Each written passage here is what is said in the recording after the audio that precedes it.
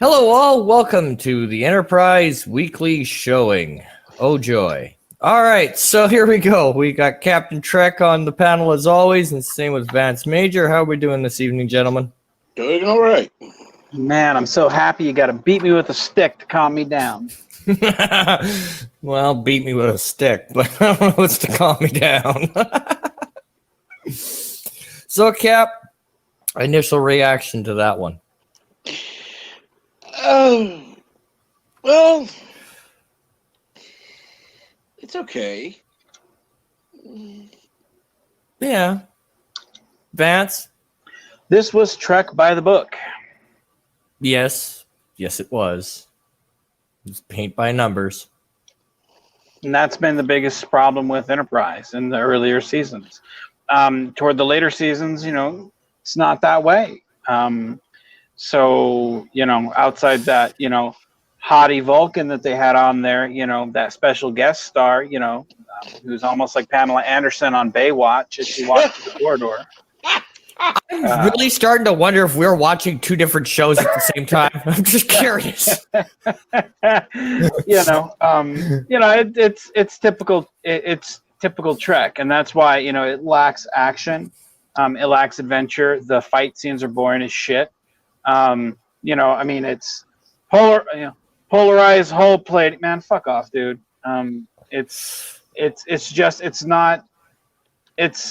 Instead of exploring like the human condition, it's just by the numbers, check the boxes, and it wasn't interesting. It had some interesting ideas, but the execution of everything about it was just boring. And it's like, man, I'm surprised with the writing that it has been on those duds that it got past season one.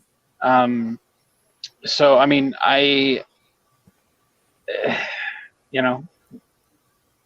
if it wasn't for the, like I said, if it wasn't for the hottie, this would have had nothing to it. Like I said, I'm really starting to wonder if what's shown on my screen is the same thing being shown on yours. No, man.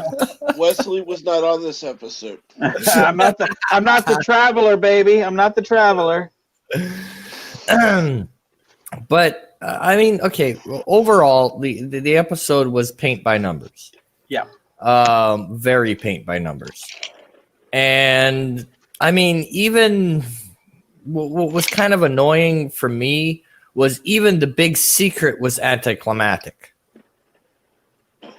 Yeah. Like the thing is, like, even like there was no surprises to this. We knew the Vulcans were going to show up when they sent the message. We knew the lady wasn't in there when they shot the thing. We knew the lady was going to show back. Like, there was nothing about this. Give me something where it's like, hey, they did fuck up, and she did get killed. Like, show me, do it by the numbers, and then have them mess up. Yeah, like there was just nothing about this where it was like, man, that stood out. That's the the Wolf 359 of this series, or the Sacrifice of Angels of this series. Like this was just a generic Trek episode. This isn't, and not even an episode where I'd be like, hey man, if you want to get hooked on Star Trek, go watch old hottie over there. That's just not what you want. And so, it's an easily forgettable episode. And not only that, but that doesn't explain what happens to Enterprise after. Like, there's no throwaway line like, do you mind towing us to a dry dock or something? Because our engines are shot. Like, it's going to take a couple of months to fix. We blew our engines getting her here. Just saying. Yeah, it's like, well, I mean, even the actors felt like they were just, bored. When your actors feel like they'd rather be in a different show. Yeah. That's it was just so boring. I'd rather have sat through an entire hour of Porthos eating cheese than sit through this again. Might have been more entertaining. Well, it's like the thing is, like, it's like, have a really good episode or have a really bad episode. And the problem with season one of Enterprise is the fact that so much of it is just lukewarm. It's just stuff where it's like, I don't remember any of it. At least with like episodes like what is that one from Next Gen that we did a couple weeks ago that we all hate? Code of Honor. Code of Honor. Or like with Voyager, Threshold. Like we all know those are pieces of crap. Or like that one from DS9 where they sing Calamarain, blah blah blah. You know, like I mean, I think that's Rambling Canucks ringtone, if I'm not mistaken. No, with the way with the way Pizza Hut was calling. Well, maybe birds singing it might make an interesting ringtone, but no. But at least we know we hate those. With this, if you bring this up next week, I'm be like, wait, what episode? You know, and that's what's the problem with these shows is nothing stands out except for I don't remember that.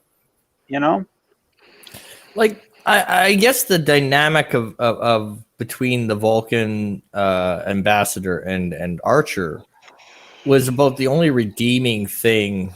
One of the more redeeming things about the episode was just the chess game between the two. But again, it's still that underlying current of Archer doesn't trust Vulcans, Vulcans doesn't trust Archer. But Vulcans didn't trust Archer. But here's the problem. Finally, at the end, they sing "Kumbaya." But Rambling, here's the problem that I have with that. It would be one thing if it's like everybody learns something. Like the Vulcans are like, man, these Earthers are doing some really good stuff. They saved our bacon on this really key political thing going on here. We really couldn't have done, we couldn't have done it without them. But everything is hit on the reset button, and they forget everything. So there's nothing really gained from this episode. So again, it's just like everybody in universe thinks everything is forgettable as much as we as the audience do. So I can't really give that a go and say, man, they really did some good stuff there because none of it really applies. You know? Yeah, long term. Yeah. I mean, eventually they get to that point where, of course, they trust humans and whatnot, and that, they have some really great moments there. But that's not for quite a ways away. Not to spoil it for you. Yeah. But, it's like... I've been told. Yeah. But it makes what happens here. It's like this was supposed to be really important, or it could have been, if this was a turning point. But it wasn't. No. So, Cap, what are your thoughts? We've kind of gone back and forth here. What are your thoughts on this thing? Well, you all did skip the beginning where they were planning a vacation because T'Pol thought everybody needed sex. Oh, yeah. Everybody needed to get laid. Sexual tension. All right. Yay. Oh. And then let's throw in Ryza because, right? Oh yeah. Let's just throw in that one. Just see, we're in the Trek universe. No, shut up. Sit down. Be good. Thank you. You rode the small bus to school, didn't you? Just. Yeah. The thing. Speaking of small buses, you know what I really loved? I love the fact that when they're in the tense situation, Archer goes over and he's like, "What about phase can?" Like they're at warp, and he's like, "Hey, what about phase cannons? Can we fire that shit at these people that are being dickheads?" And Reed's like, "Nah, dude, we can't fire that. We're at warp. It's gonna hit the thingamabob and it's gonna go." He's like, "What? How's that?"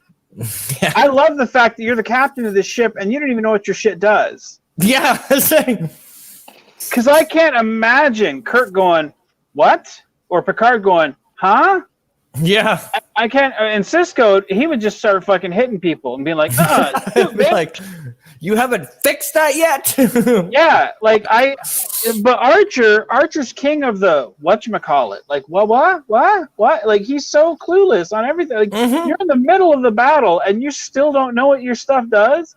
Like, dude, what have you been doing? Like, you, Porthos, and cheese is all you've been doing the whole time. T'Pol's sitting over there talking about everybody getting laid, and like these people are firing at you, and you wait till then to be like, hey, what do our weapons do? Yeah. What are What the are you capabilities of that shit now? You know, the only thing missing from this episode is the character of Archer saying, "Oh boy." Yeah. See, that would we need Al to come in. You know, like, Where's Ziggy? Oh my God! This blah. and I mean, the Vulcans, I mean, at the end, it's like they come in all guns blazing. And it's like, yeah, because that's Vulcan. Yeah, oh, yeah. Right? The Vulcans aren't. See, and that's been my problem with Enterprise. To me, Vulcans in Enterprise are portrayed as if they were Romulans. Because for me, to see a Romulan ship come in and be all guns blazing, that makes sense to me. But then again, I'm a TNG boy, so Yeah. yay. However, for the Vulcans to come in all guns blazing and not just show up and go, okay, we're here now. Don't make us fire. We will blow you out of the water. Your logical step is to surrender now. Right? No, they come in all guns blazing. And I was like, well, that's not Vulcans. That's No. I don't know. It's just, to me, the biggest problem with the Vulcans in Enterprise so far is they're portrayed as Romulans. Well, and they're I don't like it. And it is rectified in a future episode. You know, that whole because you're not the only one, and you know that got a lot of flack for it when it first came out. So I mean, you're not alone. It's just one of those things where it's like you're going to have to accept that until they get to that point where they're like, no, let's course correct and fix this, and they do fix it eventually. Because I mean, like season 1 Enterprise, they've botched 2 main Star Trek aliens, shall we say? Mm-hmm. In season 1, they had the Klingons not blow something out of the sky, and they had the Vulcans blowing shit out of the sky. Yeah, it's like, no, that would have worked here, but not here. I'm confused. Well, best thing about this episode was that one dude, the main alien, the main bad guy alien's haircut. That was awesome. I mean, if that doesn't say generic Trek alien of the week, I don't know what does. And the whole thing about that screams, I pissed off the person in makeup. that was the biggest problem that I think Voyager had, and kind of steamrolled over or followed over, whatever the phrase is. I don't know. That my mind has turned to mush just thinking about this piece of shit episode. But part of the problem with Voyager is everything just looked too uniform on. You know, instead of looking like, hey, we're out in the middle of, you know, whatever, and everything's chaotic and everything just looks, you know, completely foreign. Like everything just looks like it belongs in the Alpha Quadrant.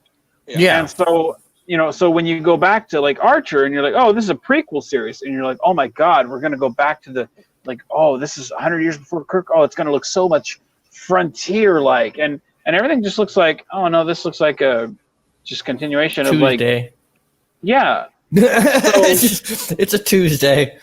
Yeah. So again, it looks very generic Trek.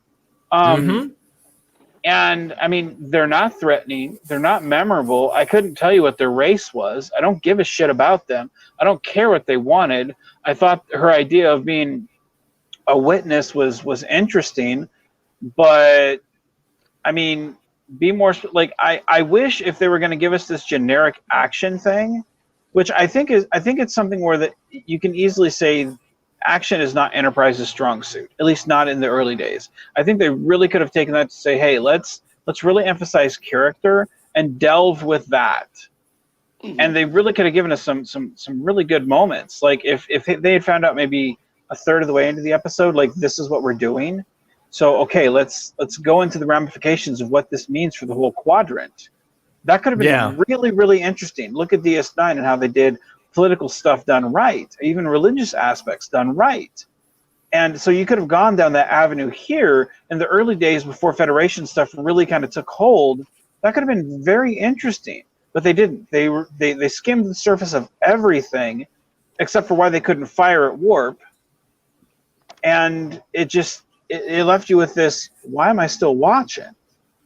And here we are 20 years later, still going, why are we still watching? Yeah, and although I do kind of smirk when they threw in the Scotty moment, the Scotty Kirk moment between Archer and his engineer,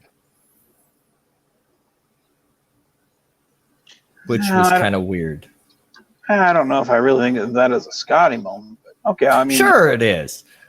Kirk says, "I want to go. I want to do this." Yeah. Scotty says, "That ain't happening."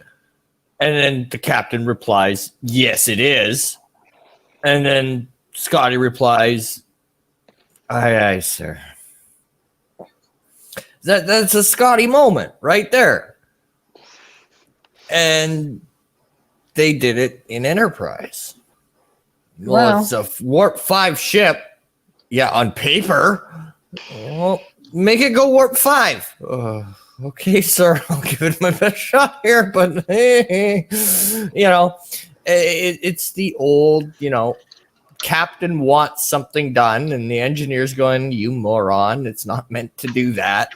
And then somehow, bingo, captain says engage, and exactly what they just said 5 minutes ago that couldn't probably happens. Yeah. The old Trek trope.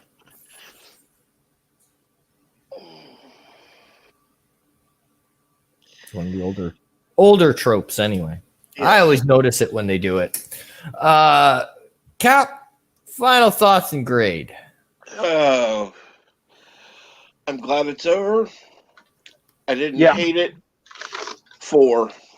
Okay. Vance? I'm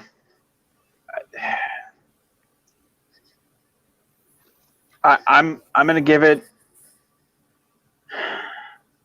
I'd say a 0. Okay. And I'm gonna be a little bit nicer, and I'm gonna throw it at about a 4. It's not a meh. It had some okay moments, but it was just paint by numbers. I could give it I could give it a 1 if by like next week I would remember this one. But yeah. I honestly, and that's, to me, I find that really sad, is there's so much from season 1 that I can't remember. Yeah. And if, like, being honest, like if I look back and I'm like, oh, I know I won't remember this one. Even if I watch it again, I'd be like, oh shoot, I have seen this one. Like, yeah. I'd have to watch your review to be like, oh dude, I did watch it, because I hear myself talking about the hot chick, Yeah. Oh yeah. Like you said, we got to get our screens checked, because what I'm seeing and what you're seeing, not the same. Yeah, no, that's so like, and that's, I look forward. I really do look forward to getting to the seasons, and hell, even season 2, they've got some really good episodes. But God dang it, there's so much forgettable in that first season. Yes, there is. Anyway, I digress. Right. And with that, I will say thank you to everyone who's listened to our ramblings here. And please like, share, subscribe. Leave me a comment, suggestion, maybe something you'd like to see in the video, or different way of doing the review. Again, I'm trying to stay away from the scene by scene by scene by scene. I just find it a little too paint by numbers. I like the more random discussion of the show. I find it leads to a more interesting conversation than just Scene 1, Scene 2, Scene 3, Scene 4, Scene 5, blah, blah, blah, blah, blah. It's this way I find a little bit more dramatic, so I hope everybody else likes that as well. If not, let me know. And until next time, take her easy, folks.